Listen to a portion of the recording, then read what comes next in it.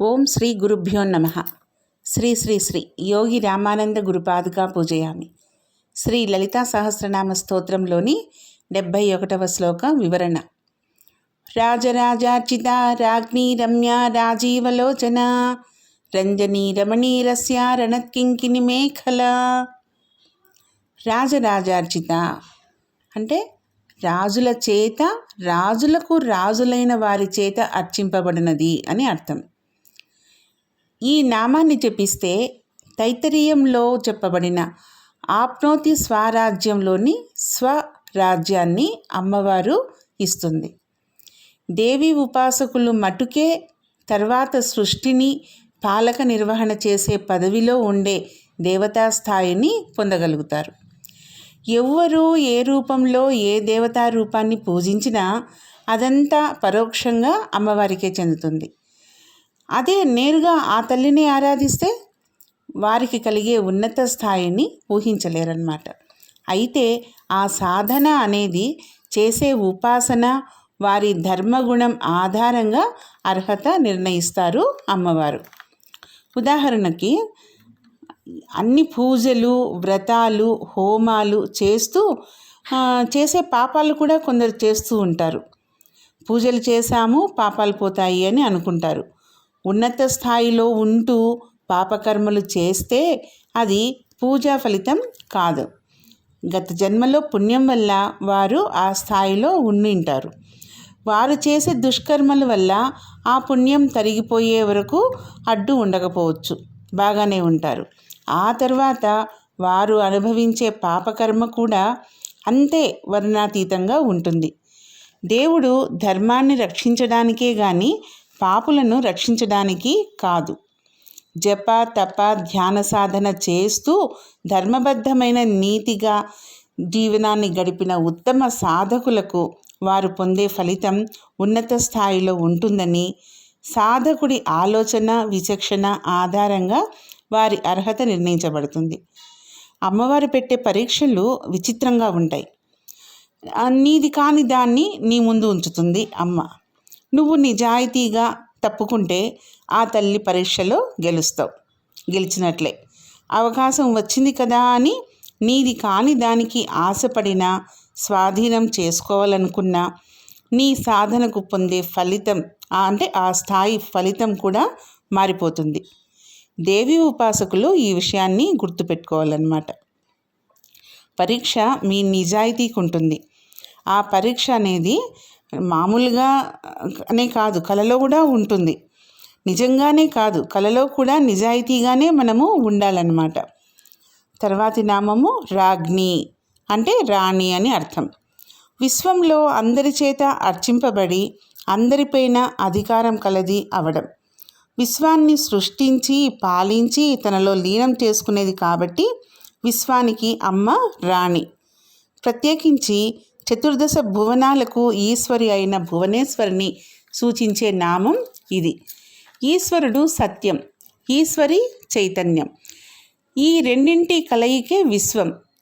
సృష్టి సత్యం యొక్క ప్రకటితమైన శక్తి రూపమే రాజ్ఞి. సమస్త జగత్తును సృష్టించి పంచకృత్యాలను నిర్వహిస్తున్న పరమేశ్వరి సర్వోత్కృష్టమైన అధికారిణి. మనిషి లోపల బయట ఉండి నడిపిస్తున్న రాజరాజార్చిత అయిన తల్లిని మహారాజ్ఞిగా గ్రహించి ఆమె ఆదేశాలను పాటిస్తూ నడుచుకున్న వ్యక్తి ఆ పరాశక్తిచే పోషించబడతాడు. సకల వికారాల నుండి రక్షింపబడతాడు. విజ్ఞానము, వివేకము కలిగి తన కార్యక్రమాలను సమర్థవంతంగా చేసుకోగలుగుతాడు.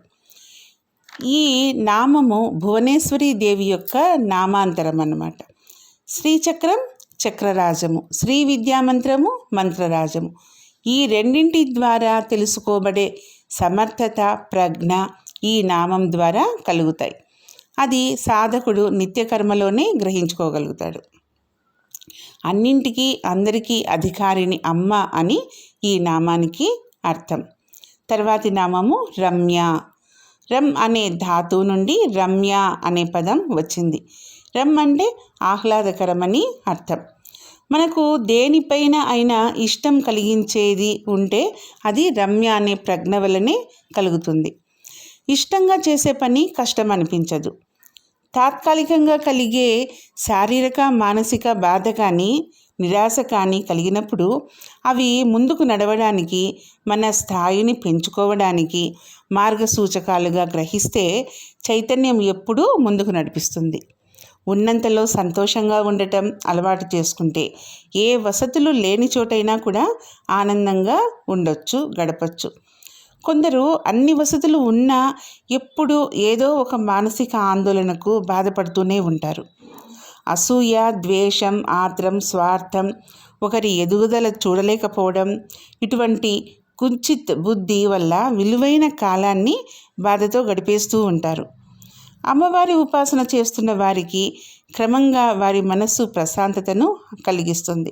అర్థం చేసుకొని సర్దుకునే గుణము ఉంటే ధ్యానం చేసినా చేయకపోయినా ఆనందంగానే ఉంటారన్నమాట.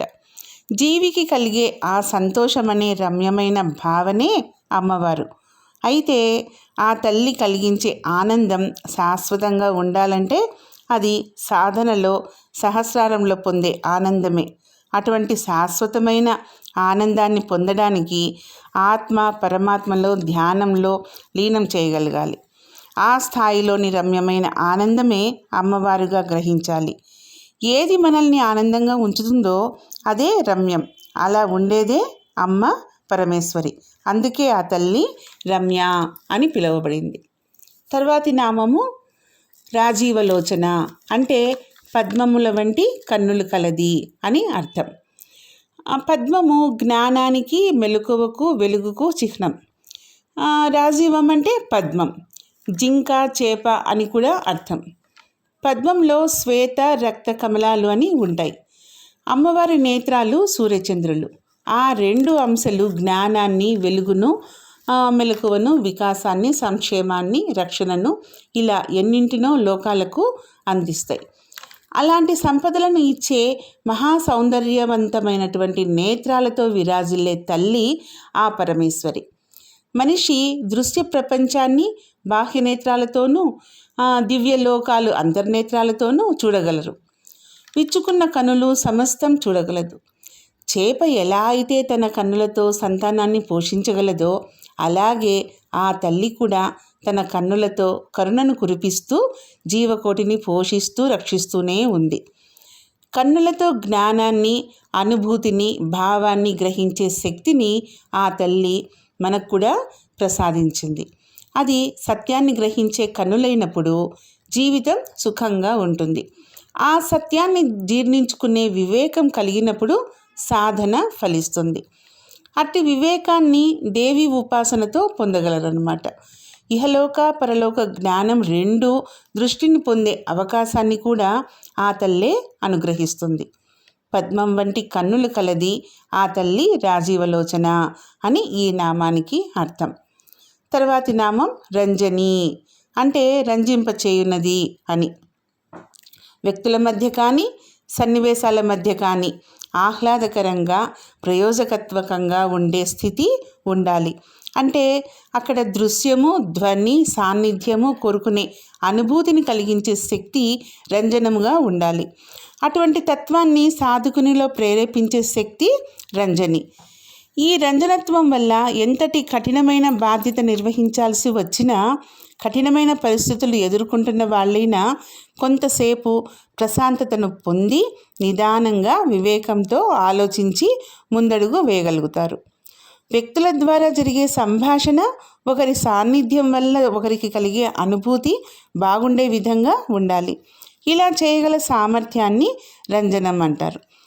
చోటులో అస్తిత్వం మాత్రమే ఉంటే ఇది సాధ్యం కాదు. ఇక్కడ అస్తిత్వం అంటే పరిమితితో కూడినటువంటి ఉనికి అన్నమాట. ఇలా కాక అస్మిత్వం ఉంటే ఇది సాధ్యమవుతుంది. అస్మిత్వం అంటే అపరిమితమైన ఉనికి అని అర్థం. అంతటా తానే అయి ఉండటం, ఇది పరాశక్తి అయినా ఆ జగన్మాతకే చెల్లుతుంది. మనలాంటి వారికి అస్తిత్వమే కానీ అస్మిత్వం ఉండదు. రంజని అంటే రంజింపచేయునది అని ఈ నామానికి అర్థం అన్నమాట. తర్వాతి నామం రమణి, అంటే రమింపచేయునది అని.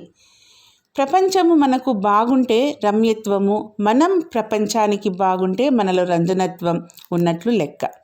ఈ లక్షణము అమ్మవారిని సూచిస్తుంది. రమ్యత్వము, రంజనీత్వము ఈ రెండు ఒప్పు లక్షణం కలదన్నమాట. రమణి అని ఈ నామానికి అర్థం. ఆ తల్లిని భక్తిగా కొలిచేవారికి కోపము, ఈర్ష్య, పగ, అసూయ, అరిషడ్వర్గాలు నియంత్రించి శుభకరమైన భావాలు కలిగేలా చేస్తుంది. ప్రతి దానిలో ఆహ్లాదాన్ని, అమ్మవారి అంశగా చూడగలగడం, వ్యక్తమయ్యేదంతా మనకు బాగుండటం అనే స్ఫురణను కలిగిస్తుంది. ప్రతి మానవుడు అసూయ, ద్వేషాలు లేకుండా ఉన్న దాంట్లో తృప్తిగా, ఆనందంగా జీవితాన్ని గడపగలగాలి. లేకుంటే ఆనందాన్ని కోల్పోతారు. చేతికి మట్టి మటుకే లభిస్తే ఆ మట్టిని కూడా అందమైన విగ్రహంగా మార్చుకోవచ్చు. అది మన ఆలోచన విధానము, సామర్థ్యం పైన ఆధారపడి ఉంటుంది. ఉన్నతమైన ఆలోచన రావాలంటే ఆ తల్లిని సర్వస్వ శరణాగతితో ఆరాధించుకోవాలి. తర్వాతి నామం రస్య. రస్య అంటే రసస్వరూపిణి, ఆనందరూపిణి అని ఈ నామానికి అర్థం చెప్పుకోవచ్చు. రసించడానికి, ఆస్వాదించడానికి యోగ్యురాలు. పదార్థంలో ఉండే సారాన్ని రసం అంటారు. జగత్తులోని ప్రతి పదార్థంలో కూడా ఉండే రసం ఆ పరమేశ్వరి యొక్క స్వరూపమే అయి ఉన్నది. పాలలోని నెయ్యిలాగా పరమేశ్వరుడు ప్రతి జీవిలోనూ అంతర్గతంగా ఆవరించి ఉన్నాడు. ఇక్కడ పాలలోని నెయ్యిలాగా అనే పదానికి అర్థం నిజంగా పాలలో నెయ్యి కనిపించదు. వాటిని కాచి, తోడుపెట్టి, వెన్న తీసి దాన్ని కరిగిస్తేనే నెయ్యి వస్తుంది. అంతే, జీవితంలోని ఆత్మస్వరూపాన్ని తెలుసుకోవాలంటే ఇంతగా కష్టపడాలన్నమాట. ఆ రకంగా ప్రతి జీవిలో రసగ్రహణ శక్తి ఆ పరమేశ్వరి అంశయే అని తెలుసుకోవాలి. ఆ తల్లి ఆనందరసమే స్వరూపంగా కలది. అందుకే ఆ పరమేశ్వరి రస్య అనబడుతుంది. తర్వాతి నామము రణకింకిని మేఖల. సవ్వడి చేయుచున్న చిరుగంటల మొలనూలు లేదా వడ్డానం కలది అమ్మ అని అర్థం. రణత్, కింకిణి అనే పదాలు ఉచ్చారణలో వివిధ ధ్వనులను సంకేతించే అక్షరాలను సూచిస్తాయి. మేఖల అనే పదము మంత్ర సంకేతాన్ని తెలియజేస్తుంది. ప్రపంచమనే భువనానికి, శరీరమనే భువనానికి మధ్య రేఖల్లో ధ్వని భువనేశ్వరి అని కూడా అర్థం చెప్పుకోవచ్చు. రాజరాజార్చిత నుండి రస్య వరకు ఉన్న తత్వాన్ని మంత్రరూపంగా భువనేశ్వరి మంత్రంగా ధ్యానిస్తే ఆ మంత్రమందలి బీజాక్షరాలు ఈ నామశబ్దం చేస్తున్న చిరుగజ్జల శబ్దాన్ని తలపింపచేస్తాయి. జీవుడి యొక్క వాగ్భవ మధ్యమ శక్తి కూటముల గురించి తెలుసుకున్నాం.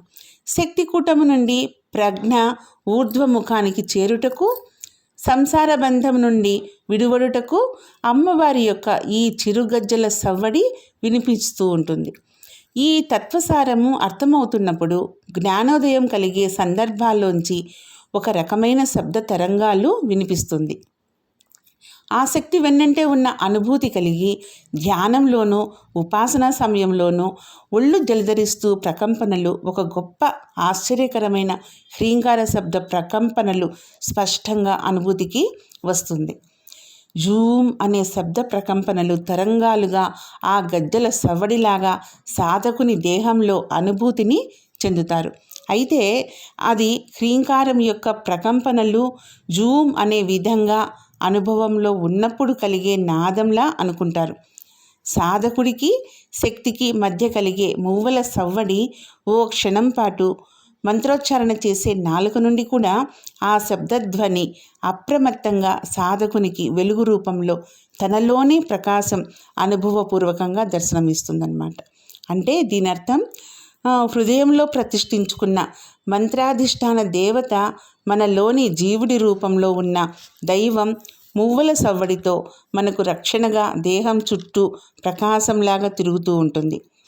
మేఖల అనే మొలనూలు నుంచి వచ్చే ధ్వనులు వెన్నెముకకు అనుసంధానం చేసి ఉన్నట్లు ఉన్న మొలనూలు యొక్క చిరు గజ్జల స్ఫురణను, చైతన్యాన్ని పెంచుతాయి.